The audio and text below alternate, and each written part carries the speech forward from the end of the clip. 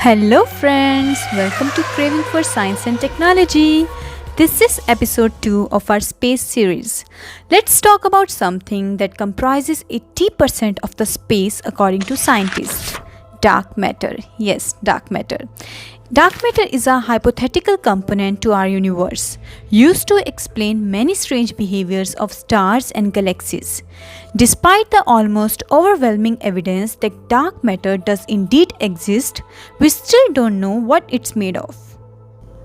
Detectors scattered around the world has been operating for decades trying to catch the faint trace of a passing dark matter particle, but to no avail.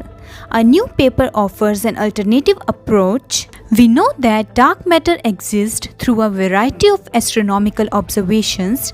Stars are orbiting the centers of their galaxies too fast. Galaxies are whistling around inside clusters too quickly. Massive structures in the universe are appearing too early. As far as we can tell, there is much more to the cosmos than meets the eye. There is some form of matter that is entirely invisible to us.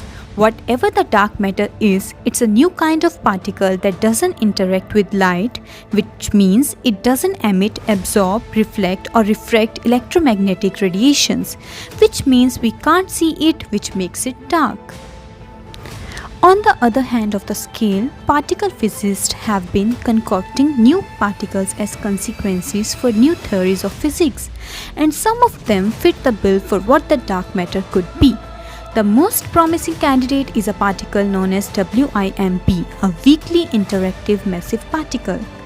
The weakly interacting part doesn't just mean the particle is feeble.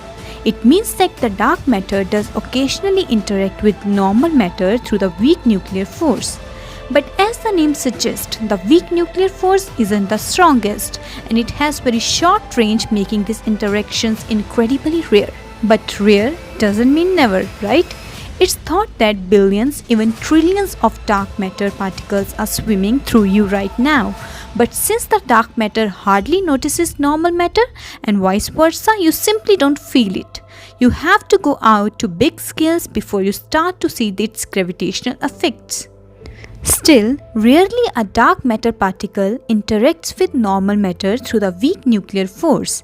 This involves a transfer of energy, that is, the dark matter particle kicks the normal particle, sending the normal matter particle flying, and something that we can, in principle at least, detect. But since it's so rare and so weak, our detection attempts haven't proven fruitful. We need big detectors that take up a lot of volume. Since the interactions are so rare, it's either build a giant detector or wait for hundreds of years to get lucky. What's more, we have to bury these detectors deep underground, the deepest going 1.2 miles, that is 2 kilometers below the surface. This is because there's a lot of subatomic nonsense going on. Other high-energy particles like neutrons and cosmic rays cause similar kicks, and we need to use lots of rock to absorb them before they hit the detector, ensuring that if we do see a signal, it's more likely to be caused by dark matter. And so far, after decades of building ever larger detectors and watching carefully, we haven't found squat. Let's talk about the fossil evidence. There's a limit to how big we can make a dark matter detector, based on engineering and cost constraints. But thankfully, according to a new paper recently appearing on the online preprint site ARXIV, there's a gigantic dark matter detector that's been collecting data for millions of years.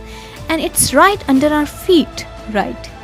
The crust of the Earth itself serves as a massive dark matter detector. When stray dark matter particles interact with normal matter inside a rock, a proton or neutron can get knocked loose and changing the chemical composition of the rock into the vicinity of the impact site. This can potentially even send the particle flying, leaving behind a microscopic scar. Even better, Deep digs have access to portions of the Earth's crust over twice as deep as our current dark matter detectors, promising results even freer of confusion from cosmic rays and other nuisance particles. And since rocks stay as rocks for millions and even hundreds of millions of years, they have been recording dark matter interactions for all that time, far longer than we can ever hope to access in the lifetimes of our experiments. So it's pretty simple.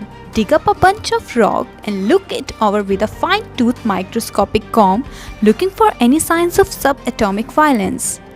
There is one catch, however.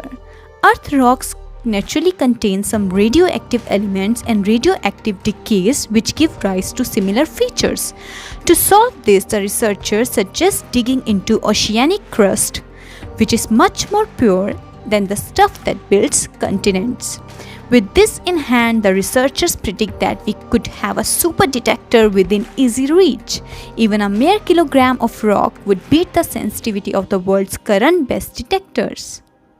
We just have to dig it. So friends, what do you think about this dark matter? Tell us in the comment section, and don't forget to like, share and subscribe.